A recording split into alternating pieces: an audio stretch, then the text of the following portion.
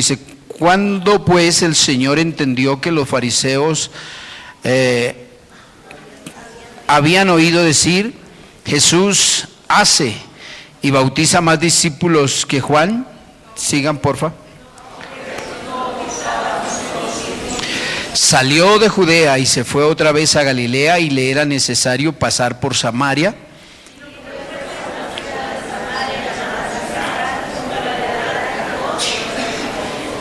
Y estaba allí el pozo de Jacob. Entonces Jesús, cansado del camino, se sentó así junto al pozo. Era como la hora sexta.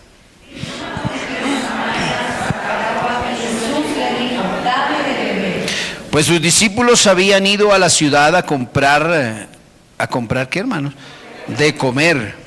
La mujer samaritana le dijo: ¿cómo tú, siendo judío, me pides a mí de beber, que soy mujer samaritana? Porque judíos y samaritanos no se tratan entre sí. Respondiendo Jesús le dijo: si conocieras el don de Dios y quién es el que te dice dame de beber, tú le pedirías y él te daría agua viva. La mujer le dijo: Señor, no tienes con qué sacarla, y el pozo es hondo. ¿De dónde pues tienes el agua viva? ¿Acaso eres tú mayor que nuestro padre Jacob, que nos dio de este pozo del cual bebieron él, sus hijos y sus ganados? Respondió Jesús y le dijo: cualquiera que bebiere de esa agua no volverá a tener sed. Mas el que bebiere del agua que yo le daré no tendrá sed jamás, sino que el agua que yo le daré será en él una fuente de agua que salte para vida eterna. La mujer le dijo: Señor, dame esa agua para que no tenga yo sed, ni venga aquí a sacarla. Jesús le dijo: ve, llama a tu marido y ven acá. Respondió la mujer y dijo: no tengo marido. Jesús le dijo: bien has dicho, no tengo marido. Porque 5 maridos has tenido, y el que ahora tienes no es tu marido. Esto has dicho con verdad. Le dijo la mujer: Señor, me parece que tú eres profeta. Nuestros padres adoraron en este monte, y vosotros decís que en Jerusalén es el lugar donde se debe adorar.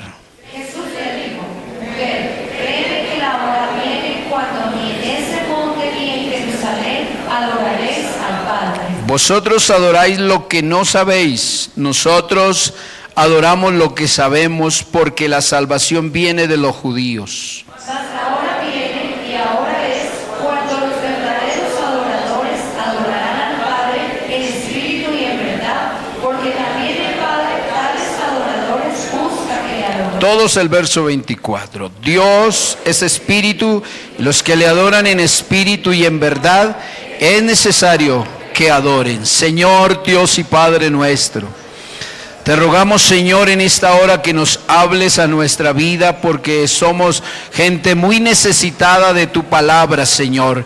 Que tu palabra en esta hora corra y sea glorificada, oh Dios. Usa nuestras vidas, Señor, y permite que seamos un recipiente a fin de que recibamos la palabra con amor. En el nombre del Señor Jesucristo. Gracias, oh Dios. Amén. Tomen asiento, mis hermanos, gritando gloria a Dios. Amén. Vamos a meditar en la palabra del Señor Jesús. Nosotros somos una iglesia diferente, somos una iglesia distinta a todos los rótulos que aparecen como iglesias. La iglesia tiene una identidad y bueno, que a nosotros nos vean como bichos raros en el mundo. A mí me parece que cuando a nosotros nos ven como bichos raros es lo mejor que nos puede pasar. Cuando a nosotros nos detesten por causa del evangelio, me parece que vamos por buen camino. Cuando la gente diga toda clase de locuras, inventando males y cosas, me parece que vamos por el buen camino. Cuando pasemos por pruebas, por tribulaciones, por angustias, me parece que vamos por buen camino. Pero hay de aquellos que desean que el mundo los abrace, que el mundo los ame, que hablen bien de ustedes, que les den honores, que les den honra. ahí es donde nosotros debemos de preocuparnos un poquito. Porque nosotros en este mundo somos forasteros para el mundo. Y nosotros es como cuando llegamos a otra tierra, a otro país. La gente de alguna manera nos mira distintos, diferentes, como que no cabemos ahí. Y qué bueno que la gente en este mundo, en esta tierra, nos mire a nosotros así. Porque la iglesia debe entender que nuestra ciudadanía no está aquí en Colombia ni en ningún país de este mundo. El texto dice que nuestra ciudadanía, ¿de dónde viene, iglesia? Nuestra ciudadanía pertenece al reino de los cielos. Y el texto continúa diciendo, de donde esperamos al Salvador, al Señor Jesucristo. Porque Él prometió venir por nosotros. Él dice, para que donde yo estoy, vosotros también estéis conmigo. Y luego dice en otro texto, varones hermanos, ¿qué estáis mirando al cielo? Ese Jesús que habéis visto ir, así vendrá como le habéis visto ir. Y viene por una iglesia que le está esperando. Por eso nosotros no nos acomodamos al mundo, ni nosotros vinimos a esta tierra con la esperanza de nunca morirnos y de nunca partir. No, nosotros tenemos los pies sobre la tierra, pero nuestra mente está en el cielo, porque es donde estamos esperando las promesas que Dios nos dio. Uno no debería vivir tan bien aquí en la tierra, pero Dios nos ha dado ese honor de vivir bien aquí en la tierra. Yo creo que tenemos lo necesario para comer, tenemos lo necesario para vestir, gloria a Dios. Dios nos ha dado todo lo que nosotros necesitamos. ¿Y por qué digo que no deberíamos vivir tan bien? Porque somos peregrinos, porque somos extranjeros, porque nuestra ciudadanía no es en esta tierra. Y como tal deberíamos pasar por muchas cosas, pruebas, sufrimientos. Pero sin embargo Dios se ha pasado con nosotros, tratándonos muy bien, dándonos todo lo que nosotros necesitamos en esta tierra, a tal punto que Él exagera en el amor que nos tiene a nosotros, rodeándonos de favores, de bienes. Y sin embargo habemos hermanos y creyentes que aún como que no agradecemos a Dios lo bueno que Él ha sido para con nosotros, y que en verdad nos ha rodeado de muchos favores, y podamos decir en nuestros cultos, en los días en que nos levantamos, en las noches, podamos decirle al Señor, ha sido muy bueno para con nosotros. Me sobra alabanza en mis labios, me sobra adoración en mi corazón. No tienen que sacarme un viva con una ganzúa del corazón, sino que eso nos aflora del alma y de nuestro ser, porque hay un profundo agradecimiento de la iglesia hacia su Salvador, hacia su Señor, y nosotros somos una iglesia muy diferente a las demás, y gracias a Dios por todo lo que Él hace. Esta semana tuvimos una semana de oración, y la que viene también es una semana de oración. Y yo creo, hermanos, que si la iglesia ora, Dios va a mover su mano a favor de nosotros, porque con una mano debemos estar orando, pero con la otra debemos estar despojándonos de las cosas que no nos dejan crecer en nuestra vida espiritual. ¿Qué dicen, hermanos? Porque uno podría orar y alguien podría decir, hagamos lo que hace la iglesia de la tradición, pecamos y luego rezamos y ¿qué más? Y empatamos. Y podría decir, yo oro y peco a la vez y luego vengo y me arrepiento y otra vez Dios me bendice y me prospera.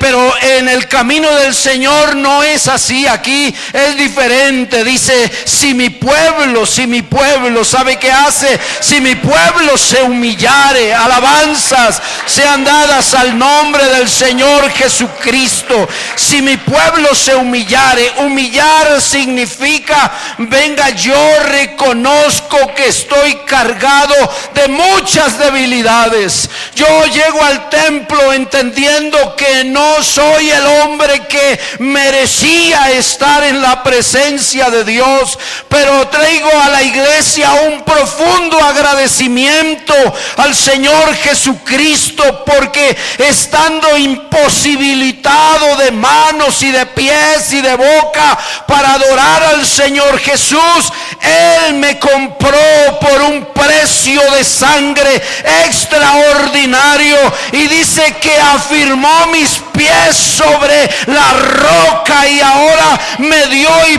puso en mi boca un canto de alabanza y de adoración. Y entonces en gratitud yo lo alabo y le exalto por todo lo que Dios ha hecho por nosotros. Alguien que diga gloria a Dios. A mí me alegra cuando llegamos a la iglesia y nos gozamos, porque, hermano, mire, había una actividad que en el cielo la realizaba uno que era el director de la alabanza en el cielo. ¿Alguien sabe cómo se llamaba ese director? La Biblia dice, se llamaba Lucifer, se llamaba Luzbel o Luz Bella, o como lo quiera llamar, pero la Biblia dice que el día que fue creado ese ángel, ese querubín, fue creado para que fuera el director de la alabanza.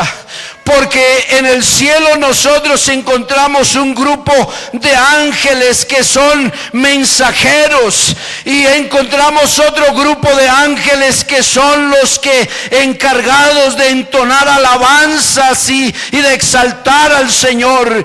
Y entonces él pierde la dignidad. Estoy hablando de Satanás o de diablo, porque cuando la iglesia adora y exalta al Señor, Dios se deja sentir en su majestad. Y cuando usted logra llamar a Dios a contentamiento, Dios envía bendición y vida eterna a la casa y a la familia donde su nombre es invocado.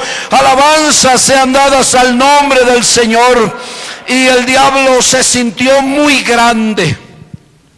Y el diablo pensó que esos aplausos y esos vivas y esos gloria y esas alabanzas eran para él. Y dijo, yo también puedo tener un trono semejante al de Dios y voy a hacer un rancho aparte para adorar a Dios, porque yo también puedo hacerlo. Pero lo que él no se dio cuenta es que lo que él era por la gracia y la misericordia de Dios, que lo había puesto ahí para que estuviera quizás siendo el segundo en el trono y para que dirigiera una corte celestial, pero para que todos los vivas y todo el reconocimiento se lo llevara el autor de estos seres a quien él creó, formó e hizo. Pero el diablo se llenó de ronchitas y terminó separándose. Pero Dios no se vara por músicos, Dios no se vara por vocalistas, Dios no se vara por predicadores, Dios no se vara por adoradores. Alabanzas sean dadas al nombre del Señor. Y cuando el diablo decide irse, ¿sabe qué hace el Señor? El Señor levanta una iglesia y dice, este pueblo yo he creado para que publique mis alabanzas, y mis alabanzas publicará Por eso la iglesia no se puede quedar callada cuando se trata de alabar a Dios. Los muertos no pueden adorar a Dios. Los que descienden al sepulcro no pueden adorar a Dios. Pero nosotros, los que hemos nacido de nuevo, en nosotros corre una fuente inagotable. Por nuestras venas corre un agua poderosa, la cual le habló el Señor a la mujer samaritana. La mujer dice: dame de esa agua para no tener sed nunca más y volver a este pozo a sacarla. El Señor no le estaba hablando de esa agua que todos los días necesitamos, de ese líquido de H2O. No, Él está hablando de un agua que viene de allá arriba, de una agua poderosa que fluye para salvación y para vida eterna. Y Él dice que todo aquel que bebe de esa agua, correrán ríos de agua viva en el interior de ese hombre y de esa mujer que deciden adorar al Señor. Por eso la iglesia sí marca la diferencia, la marca en todos los lugares. El texto dice: Dios es espíritu, y los que le adoran en espíritu y en verdad, es necesario que le adoren. Nosotros tenemos una doctrina poderosa. La iglesia tiene una doctrina poderosa. Nos hacemos llamar para distinguirnos de otras denominaciones, pero la iglesia pentecostal tiene una doctrina extraordinaria. Nosotros creemos que Dios es uno arriba en el cielo, que Dios es uno aquí en la tierra, y que Dios es uno debajo de la tierra, y que fuera de Él no hay quien pueda traer salvación. Nosotros creemos porque la Biblia dice: oye Israel, Jehová nuestro Dios, Jehová el Señor, uno es. Es lo que nosotros hemos creído por la Biblia. Y entonces el Señor revela continuamente lo que la iglesia debe de creer. Y por eso es que nosotros, hermanos, no podemos dormirnos frente a las recomendaciones que Dios nos ha hecho a nosotros como iglesia. Uno podría pensar que Dios no le toma en cuenta si usted hace un buen culto a Dios o no le hace un buen culto. Normalmente la gente dice: Dios lo que se encarga de mirar es lo que está por dentro. Dios no se preocupa por el estuche. Dios no se preocupa por lo que pasa a nuestro alrededor. Pero eso se llama falta de conocimiento. Porque Dios sí trabaja por dentro, pero también Dios trabaja por fuera. Porque imagínense nosotros bien creyentes y allá afuera con un testimonio bien terrible, que nadie nos crea que somos de verdad creyentes. No, hemos recibido al Señor Jesús por su gracia y le hemos aceptado como nuestro único y suficiente Salvador, y fuimos bautizados en el nombre del Señor Jesucristo para el perdón de nuestros pecados, y fuimos llenos del Espíritu Santo con la señal inicial de hablar en otras lenguas por el Espíritu Santo. Pero luego brotan de nosotros frutos dignos de lo que nosotros hemos recibido como creyentes.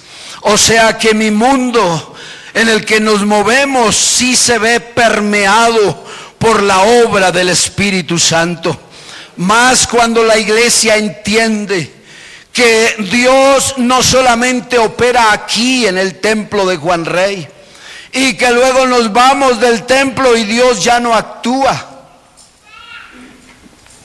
Dios ya no nos controla, Dios ya no nos ve, Dios ya no nos observa, porque Él nos observa solo en el templo de Juan Rey.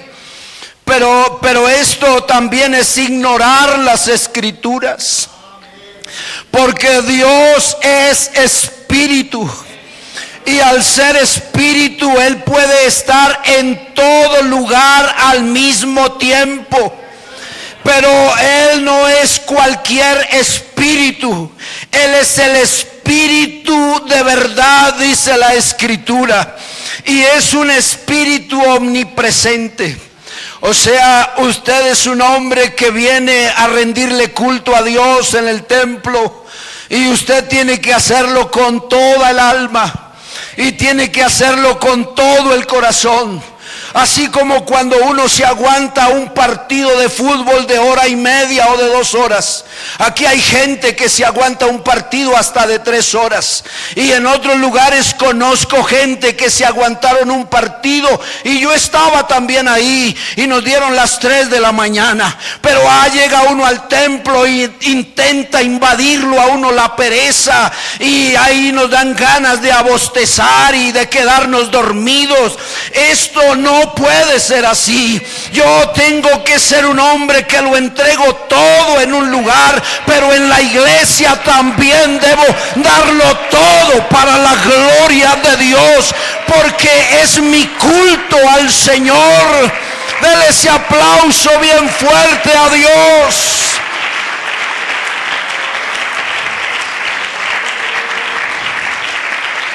Alguien que grite gloria a Dios. Yo todavía no he entrado en la enseñanza de esta mañana, porque estoy hablando de nuestro Dios, el cual le descubre el corazón de una mujer que viene a sacar agua. El que está interesado en la predicación del Evangelio es el Señor Jesús, no nosotros. Es el Señor Jesús. Nosotros no tenemos mensaje. El mensaje es del Señor Jesús. Y cuando Él se acercó a la mujer samaritana, usted sabe que los apóstoles vinieron y se dieron cuenta que estaba hablando con una mujer. Y ellos murmuraron cuando vieron al Señor Jesús. Y se imaginaron, ¿cierto? Debe ser que el Señor está enamorando a esa mujer. Debe ser que el Señor está por ahí intentando tener un romance con esa mujer.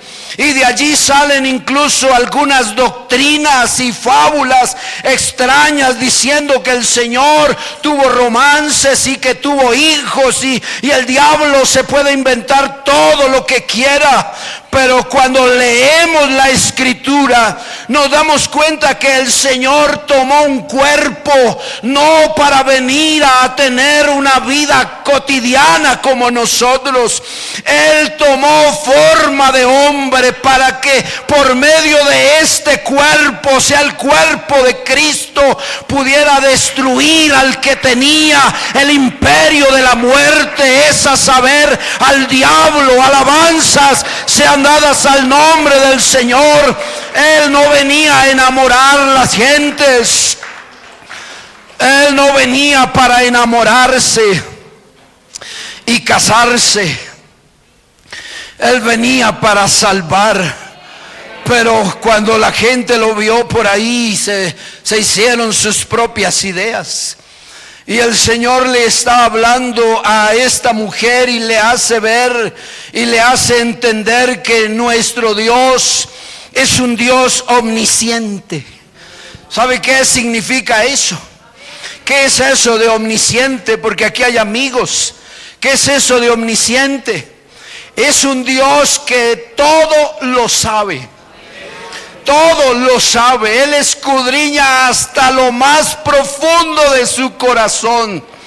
El Salmo 139 Si me ayudan con el versículo 1, vamos a ir hasta el versículo 6. La Biblia nos enseña que Dios todo lo conoce. Y mire lo que dice el texto al músico principal, Salmo de David. Oh Jehová, ¿qué es lo que dice ahí? Tú me has examinado. ¿Qué significa eso de examinar? Ponerle una lupa, ¿cierto? Por aquí estaba la lupa hoy, la vimos aquí desfilando. ¿Y para qué es la lupa? Iglesia, ¿para qué?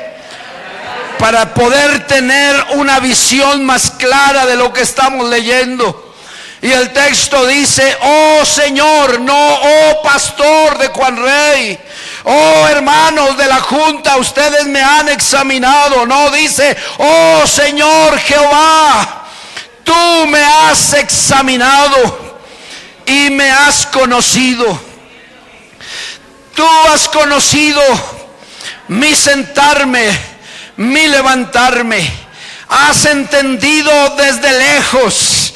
Bendito sea el nombre del Señor. Ojalá usted esté pensando ahí: ah Señor, llena mi corazón esta mañana.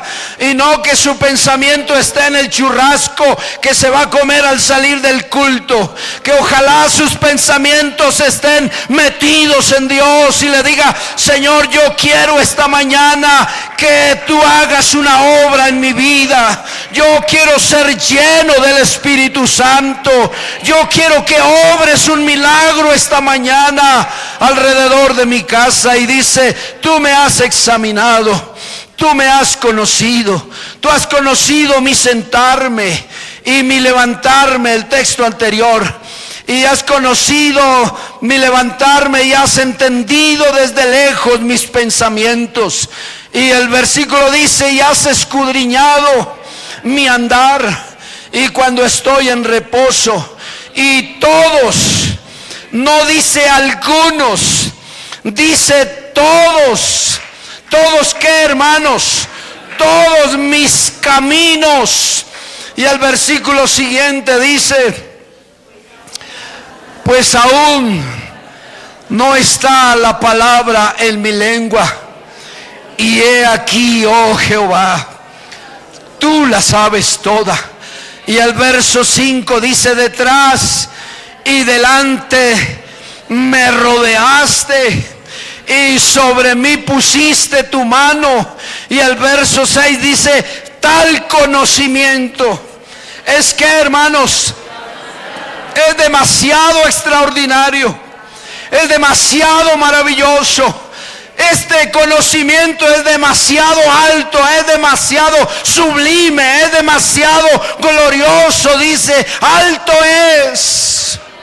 No lo podemos comprender. Y por eso es que la mujer samaritana se queda como sorprendida de ver a un hombre que le dijo muy poco. Pero ella se fue a contarle a los demás como si le hubiera dicho quién sabe qué cosas. He encontrado a un hombre, quizás este sea el Mesías. ¿Y por qué crees que puede ser? Él dice: es que me ha dicho todo lo que yo he hecho. Y lo único que le dijo fue poner en descubierto la vida que ella llevaba, quizás muy callada y muy oronda, como si nadie conociera lo que está pasando. Pero el Señor le descubrió, porque delante de Dios, delante del Dios de la Biblia, este Dios todo lo sabe. Y cuando decimos que todo lo sabe, es que todo lo sabe. Job capítulo 42, el verso 2, así rápidamente unos versículos vamos a tomar. Dice, libro de Job 42, verso 2: yo conozco que todo lo puedes. ¿Y qué, iglesia? No hay pensamiento. Por eso delante del Señor debemos tener mucho temor. Si en verdad le hemos conocido al Señor, porque no hay algo que se pueda esconder. Y 1 Timoteo capítulo 1, el versículo 17, la Escritura identifica, por tanto, al Rey de los siglos. al que no puede morir, al invisible, al único y sabio Dios, sea honor y gloria por los siglos de los siglos. Dele la gloria al Señor, aplauda su nombre.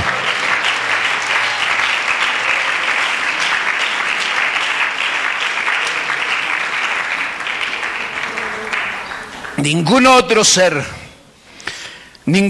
ser es capaz de leer los pensamientos de otro hombre. Nadie puede predecir el futuro con certeza. Nadie puede conocer lo que pueda suceder. Pero el Dios de la Biblia, el Dios que nosotros como pentecostales del nombre del Señor adoramos y exaltamos, es un Dios que todo lo sabe. Todo, absolutamente todo. Por eso es que usted hoy se descubra delante de Dios. Todo lo que usted hace por allá en oculto es mejor que usted lo descubra delante de Dios. Y le diga: Señor, vea, yo vine al culto, a la escuela dominical en esta mañana porque yo quiero irme a mi casa justificado o justificada. Yo quiero salir de este culto, Señor, no como entré, no con las mismas cargas, no con las mismas luchas, no con los mismos problemas, no. La gente a veces intuye que uno tiene que dejar los problemas allá afuera, allá en el andén, allá en el quicio de la puerta, para poder entrar a adorar al Señor. Y más bien la invitación es: entre aquí cargado de todos sus problemas, entre aquí al templo cargado de todas sus angustias, pero deposite en el Señor Jesucristo toda su confianza. Ponga delante de Él todo lo que a usted le aqueja y dígale: Señor, me quiero ir a mi casa, pero me quiero ir a mi casa livianito, que yo pueda sentir que esa carga pesada de estrés, de agobio, de situaciones, de problemas, de angustias, las he dejado hoy aquí en este altar. Se lo he puesto delante del Señor y me puedo ir a mi casa justificado, creyendo que Dios hará su obra maravillosa alrededor de nuestras vidas. Cuénteselo a Él todo en esta mañana, cuénteselo, porque Él sí es capaz de obrar. Él sí es capaz de obrar. No vayamos a contarle a la gente que a veces no puede orientarnos y a veces ni siquiera hay buenos consejos para esto. Pero cuando usted acude a la fuente, la fuente tiene todo lo necesario para que usted pueda salir de este lugar con una bendición extraordinaria. Este Dios que le estoy presentando es un Dios omnipotente. ¿Sabe qué significa eso, hermano?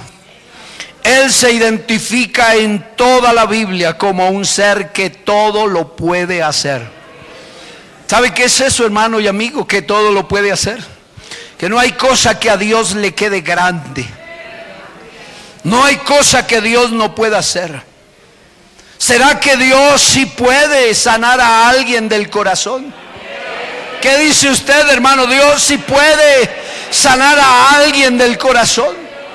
Dios sí podrá sanar a alguien de un cáncer. ¿O solamente son aventuras que hemos leído en la Biblia? ¿Será que Dios sí puede darle al hombre un riñón nuevo en esta mañana? Porque estamos hablando de el Todopoderoso y la Biblia lo señala como tal. Mire lo que dice la Escritura en el libro de Génesis, capítulo 17, verso 1.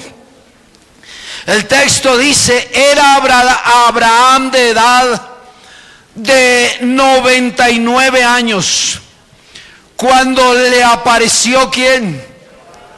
Y le dijo: yo soy el Dios Todopoderoso, anda delante de mí y sé perfecto. Él se presentó así. No fue que nosotros lo estamos presentando así, es que Él se presentó así. En el capítulo 35, en el versículo 11 de este mismo libro, la Biblia dice: en este verso, también le dijo Dios: yo soy el Dios que, hermanos, omnipotente. Crece, multiplícate. Una nación y conjunto de naciones procederán de ti, y reyes saldrán de tus lomos. Si Abraham pudiera estar este día aquí parado, podría decir: cuando Dios me dijo estas palabras, quizás de pronto las cosas no se ajustaban muy bien en lo que yo estaba viendo, porque yo era un hombre de 99 años. Pero cuando Él se me aparece, Él dice: yo soy el Dios Todopoderoso. Y hoy nosotros podemos ver cómo Dios bendijo la descendencia de este hombre que le creyó al Señor, porque Dios tiene todo el poder para hacer lo que Él quiera alrededor de una casa, alrededor de una familia. A Dios no le queda absolutamente grande nada. Pero Él dice: pero cuando venga el Señor, sí hallará fe en la tierra. Porque nosotros podemos desgastarnos oyendo acerca del Dios Todopoderoso y de todos los atributos que tiene el Señor. Pero nosotros en la iglesia tenemos que crecer. No puede ser que nos pasemos todo el tiempo y no crezcamos y tengamos solamente el conocimiento de que Dios es grande. Pero yo creo que Dios es grande, pero también creo que Dios va a mover su mano poderosa a favor de nosotros. Creo que cuando la iglesia se impregna de la gloria de Dios y de la presencia de Dios, Dios empieza a obrar alrededor de la iglesia. Nosotros creemos que existen fuerzas que intentan estancar el mover de la iglesia. Creemos que existen fuerzas que cuando los hermanos que realizan los cultos al aire libre, que son nuestros ayudantes, al diablo le incomoda todo eso. Al diablo le molesta que hayan amigos en la iglesia de Juan Rey. Aquí a él le molesta. ¿Por qué? Porque el diablo vino para matar, para robar y para destruir. Y por eso la iglesia tiene que entender el lenguaje del Señor Jesús. Nosotros no somos la iglesia de la prosperidad, no lo predicamos así. Porque la prosperidad sí viene y somos testigos. Hemos visto cómo Dios puede bendecir en un abrir y cerrar de ojos a una iglesia, a una familia, a una persona. Pero esto solamente son añadiduras de las cosas que el Señor nos prometió. Él dice: busca primeramente el reino de Dios y su justicia, y lo demás, alabanzas sean dadas al nombre de Jesús, y lo demás vendrá como una añadidura. Por eso no nos hacemos llamar la iglesia de la prosperidad. Somos la iglesia que predica lo que la Biblia enseña. Predicamos que el Señor le dio unas llaves a Pedro y le dice: Pedro, sobre esta roca edificaré mi iglesia, y las puertas del Hades no prevalecerán contra la iglesia. Y Pedro hizo uso de las llaves y salió inmediatamente y le predicó a los judíos. En el capítulo 2 del libro de los Hechos de los Apóstoles, los lectores de la Biblia se encuentran allí cuando hay un poco de gente murmurando, hablando mal de lo que está pasando alrededor de los que están reunidos en el aposento alto. Pero Pedro se pone en pie, un Pedro lleno del Espíritu Santo, y les dice: estos no están borrachos, no están ebrios como vosotros suponéis. Este es el cumplimiento de las profecías en el libro de Joel, que sobre los postreros días, dice Dios, derramaré de mi espíritu sobre toda carne. Alabanzas al nombre del Señor Jesús. Y termina su discurso diciendo: a este Jesús, a quien vosotros crucificasteis y matasteis, Dios le ha hecho Señor y Cristo. Al oír esto, se compungieron de corazón y dijeron a Pedro y a los demás apóstoles: varones hermanos, ¿qué haremos? Y Pedro les dijo, haciendo uso de las llaves. ¿Qué fue lo que le dijo el apóstol cuando ellos dicen: varones hermanos, ¿qué haremos? Pedro les dijo: arrepentíos y bautícese cada uno de vosotros, no en cualquier nombre, no, en el nombre de Jesucristo, para el perdón de los pecados, y recibiréis el don del Espíritu Santo. Oh, alabe al Señor en esta mañana.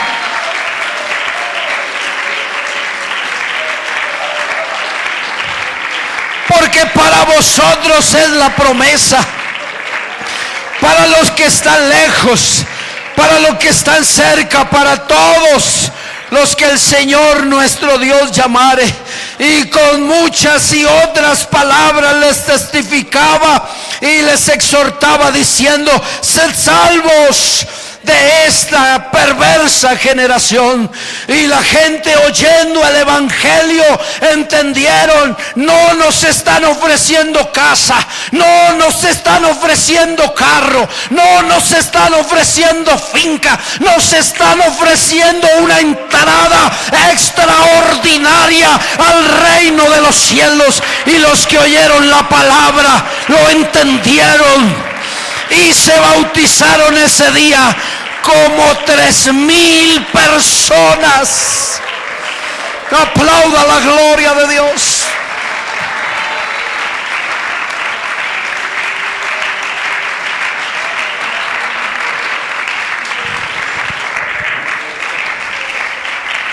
Y luego el mensaje llegó a Samaria. Los samaritanos no eran considerados ni gentiles ni judíos. Deberían ser considerados seguramente gentiles. Pero el Señor habla de 3 pueblos y los incluye a ellos porque ellos eran una mezcla. Lo que la iglesia no puede hacer hoy en día, porque el Señor nos lo ha dejado muy claro. La iglesia no se mezcla. La iglesia siempre ha sido una buena masa, un pan macizo. Y el Señor no está de acuerdo con las levaduras. Pero el pueblo se mezcló. Y aparecen allí los samaritanos, que ni eran una cosa ni eran otra, que no venían a Jerusalén a adorar, sino que tenían por allá unos lugares donde rendían culto a sus dioses, que nada que ver con el Dios de la Biblia. Pero Felipe, que no era uno de los 12, Felipe, un diácono como los de nuestra iglesia, Felipe el evangelista, haciendo su trabajo en las calles, hablando del resucitado, hablando del Cristo de la gloria. La gente recibió el mensaje. ¿Y sabe a quién mandaron llamar? Nada menos y nada más que el personaje llamado Pedro, a quien el Señor le dijo: yo también te digo que tú eres Pedro, y sobre esta roca edificaré mi iglesia, y las puertas del Hades no prevalecerán contra la iglesia. No estaba diciéndole tú eres la roca, no, estoy diciendo tú eres un instrumento y te doy unas llaves que abren el reino de los cielos. Y cuando llegó allí se dio cuenta que definitivamente los samaritanos, que eran tan celosos en sus tradiciones, habían recibido el mensaje del evangelio y entendieron: este Jesucristo es el Salvador del mundo. Y mandó bautizarles en el nombre del Señor Jesucristo para el perdón de los pecados. Y esta gente también les imponían las manos para que recibieran el don del Espíritu Santo. Y luego el mismo Pedro allí rápidamente en la casa de Cornelio, capítulo 10, un hombre que es temeroso de Dios, pero no conoce el evangelio. Pero ¿sabe usted qué hace Dios? Cuando Dios quiere salvar a alguien, Dios mueve sus hilos. Dios usa a la gente que sea, porque una sola alma vale más que todos los reinos de la tierra. Usted dirá, pero por uno nomás. El Señor hace lo que sea por uno solo, porque un alma vale más que todos los reinos de la tierra. Y el Señor movió los hilos y mandó llamar a otro, nada menos y nada más que Pedro. Y cuando llegó Pedro allí se dio cuenta que había un grupo de gentiles reunidos. Pero Pedro todavía era de ese hombre de la tradición que decía: nosotros no nos mezclamos con gentiles. Pero Dios ya estaba trabajando en la mentalidad de él y le está diciendo: Pedro, lo que Dios limpió, no lo llames común y corriente. Porque cuando Dios mete su mano en un asunto, Dios se glorifica de una manera especial. Y Dios permite que aunque los pecados de la gente sean rojos como el carmesí, ¿sabe qué hace Dios? Vienen a ser blancos como blanca lana. Y Pedro lleva todavía su imagen en la cabeza. Pero cuando él llega allí, él empieza a predicarles. Porque Pedro llega un poquito esquivo y dice: ¿para qué me hicieron venir aquí? Y entonces le hablaron de la visión que tuvo Cornelio y empezó a hablarles del Señor allí en el capítulo 10 del libro de los Hechos de los Apóstoles. Usted lo puede leer todo allá en su casa. Y él dice aquí, solamente para resaltar, verso 37 del capítulo 10: vosotros sabéis lo que se divulgó por toda Judea, comenzando desde Galilea después del bautismo que predicó Juan, cómo Dios ungió con el Espíritu Santo y con poder a Jesús de Nazaret, y cómo éste anduvo haciendo bienes y sanando a todos los oprimidos por el diablo, porque Dios estaba con él. Y nosotros somos testigos de todas las cosas que Jesús hizo en la tierra de Judea y en Jerusalén, a quien mataron colgándole en un madero. A este levantó Dios al tercer día e hizo que se manifestase no a todo el pueblo, sino a los testigos que Dios había ordenado de antemano, a nosotros que comimos y bebimos con él después que resucitó de los muertos, y nos mandó que predicásemos al pueblo y testificásemos que él es el Dios que ha puesto por juez de vivos y de muertos. De este dan testimonios todos los profetas, que todos los que creyeren en él recibirán perdón de pecados por su nombre. El verso 44 dice: mientras aún hablaba Pedro estas palabras, el Espíritu Santo cayó sobre todos los que oían el discurso, y los fieles de la circuncisión que habían venido con Pedro quedaron asombrados de que también sobre los gentiles se derramara el don del Espíritu Santo, porque los oían que hablaban en lenguas y magnificaban a Dios. Entonces respondió Pedro: ¿puede acaso alguno impedir el agua para que no sean bautizados estos que han recibido el Espíritu Santo también como nosotros? Y mandó bautizarles, no en cualquier nombre, mandó bautizarles en el nombre del Señor Jesús. Ay, le rogaban, dice, entonces le rogaron que se quedase por algunos días, porque el objetivo de la iglesia no es estar pensando qué comeremos mañana o qué vestiremos mañana. Seguramente usted ha venido hoy con muchas preocupaciones, pero bástale a cada día su propio afán. Hoy tenemos luchas, hoy tenemos pruebas. Usted no es el único que vive en pruebas y luchas. Aquí todos vivimos en pruebas y todos pasamos por luchas, pero no nos preocupamos por el día de mañana, porque bástale a cada día su propio afán. Hoy tenemos a alguien que puede salir al frente de batalla. Nosotros no llevamos a Jesús atrás, lo llevamos al frente de la línea de batalla, porque Él es el que nos abre el camino por donde nosotros debemos de transitar. El evangelio no fue puesto para pensar qué comeremos o qué beberemos. Mirad las aves de los cielos, ellas no siembran, ni ciegan, ni recogen en graneros, y vuestro Padre Celestial las alimenta. ¿No valéis vosotros mucho más que ellas? Hombres de poca fe. Concurrimos a la iglesia porque hay algo más grande. Es como cuando nos dicen que es el premio gordo, alabanzas al Señor. Por eso venimos a la iglesia. Las pruebas de nuestra vida son pasajeras, son leves, son momentáneas, pero hay algo que el hombre tiene que resolver con Dios. Es el problema de su alma. No se lo van a resolver allí en ninguna droguería. No se lo van a resolver en el hospital. No se lo van a resolver a punta de consejos. Es aquí donde se resuelve el problema del alma. Venid a mí, dice el Señor, y estemos a cuentas. Oh, aplauda la gloria de Dios.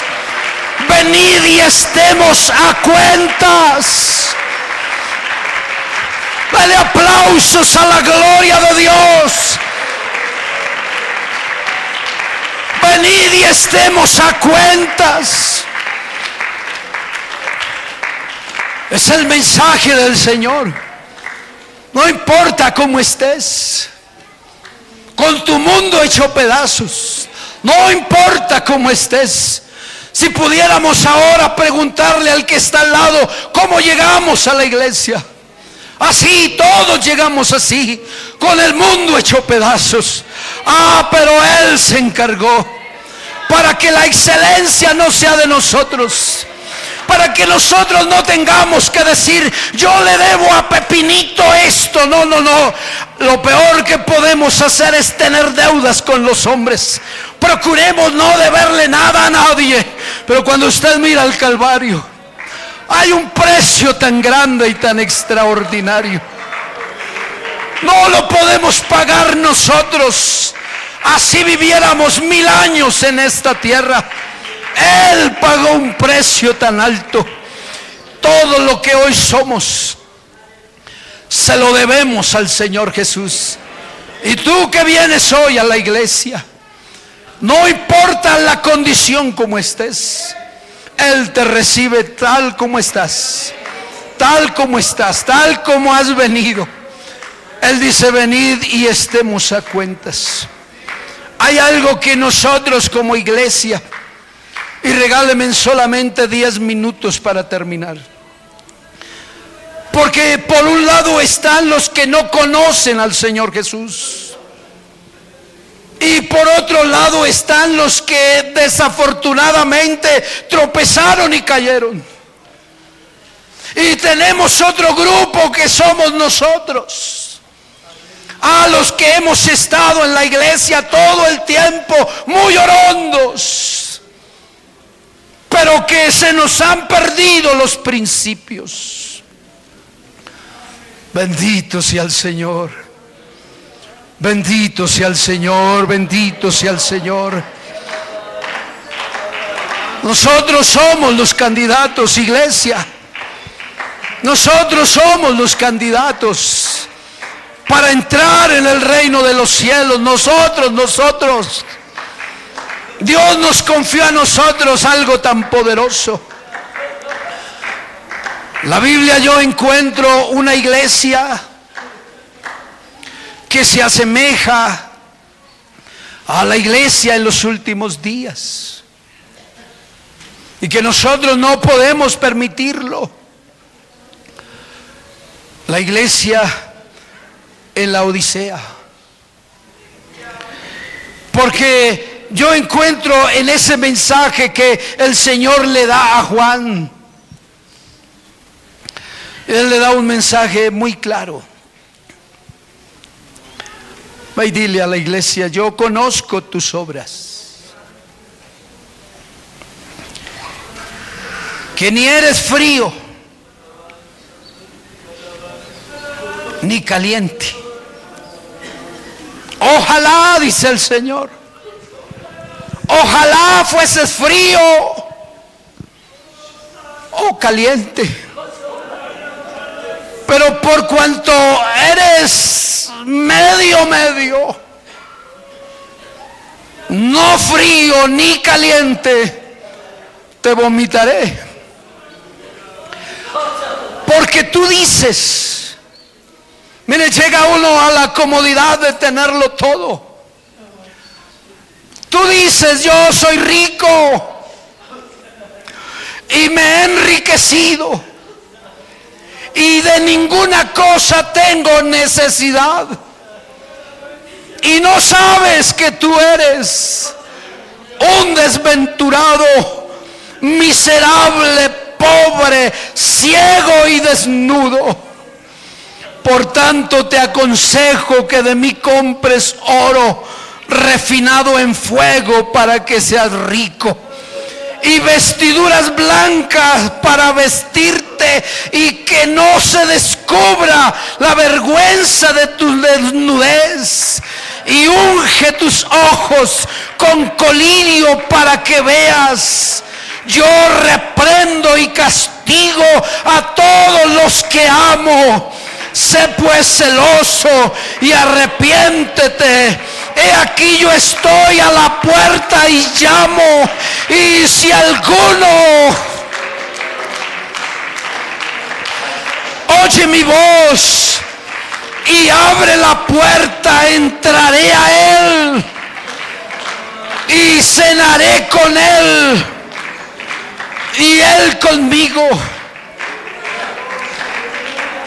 No vamos a permitir, hermanos, como creyentes, y le invito a que usted hable con su alma ahí donde estás, que jamás permitamos que en medio de tantos quehaceres dejemos el Espíritu de Dios afuera de nuestra casa.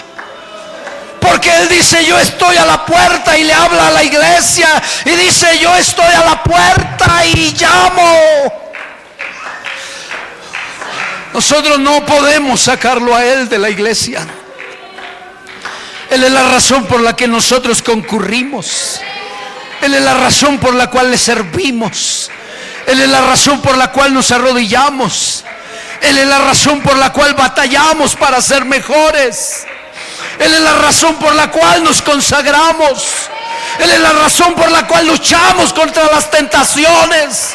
Él es la razón por la cual batallamos continuamente en nuestras pruebas y en nuestras angustias. Y no existirá un momento, y quiera Dios, en que el diablo nos saque a Jesús del corazón. Ni lo alto, ni lo bajo, ni lo profundo.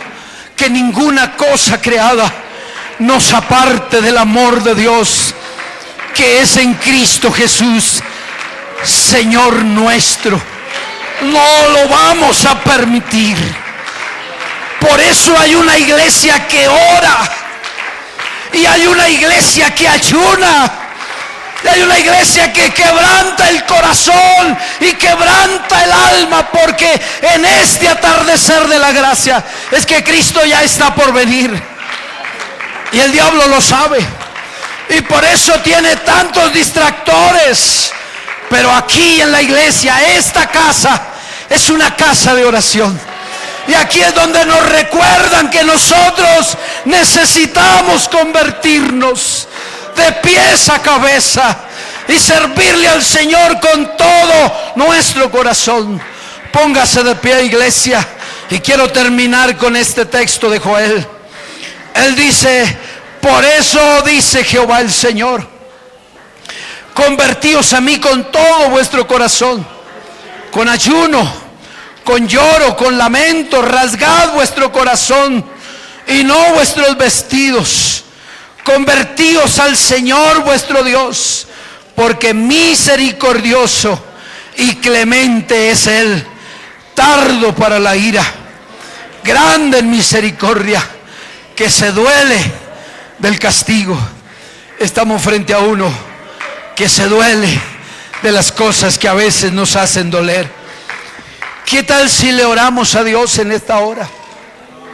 Solo usted y yo podemos conocer cómo estamos. Pero yo quisiera orar por un amigo hoy. Un amigo en esta mañana quisiera que oráramos a favor de usted.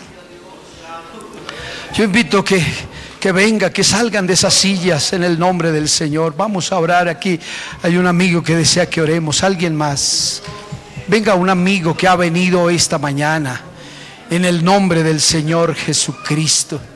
Vamos a orar por su vida. Vamos a orar por su alma. Vamos a orar por su ser. Aquí hay una iglesia que ora. La iglesia entiende cuando debemos orar contra las fuerzas que batallan alrededor de nosotros. Vamos a orar por alguien más que desee venir aquí a este altar. Vamos a orar por la iglesia también. Vamos a tener que orar por la iglesia también.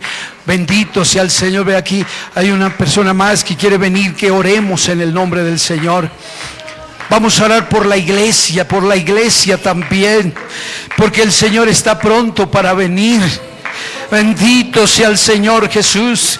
Este evangelio que nosotros predicamos es un evangelio que trasciende más allá de lo que nosotros no lo podemos imaginar. Yo le he estado pidiendo al Señor que Dios traiga mucha salvación a estos lugares, que el Señor permita que se convierta mucha gente, que vengan hombres para ser sanados, restaurados, que Dios haga una obra poderosa, que nosotros nos podamos convertir. ¿Alguien más desea venir aquí para que oremos a su favor? Ahora le pido a los diáconos y también a los evangelistas. Vamos a orar por los hermanos. Vamos a orar, hermanos evangelistas. Si hay evangelistas en esta iglesia, sí, yo creo que sí hay. Vamos a orar como lo hacía Felipe, como lo hacía Pedro y Juan. Vamos a orar en el nombre del Señor, porque aquí hay Espíritu Santo para todos. Iglesia, usted allí también. Cierre sus ojos, levante sus manos al cielo, como dice la Biblia, sin ira y sin contienda. Hablemos con Dios. Señor, tú eres poderoso para obrar. Hermanos de alabanza, ministremos entre tanto que los hermanos oran. Que Dios haga su obra ahí, hermanos. Oh Dios mío, Señor, antes de abandonar este recinto, obra, Señor, entre nosotros, como tú sabes hacerlo, Padre mío. Como tú sabes hacerlo, Señor, trae liberación a los hombres.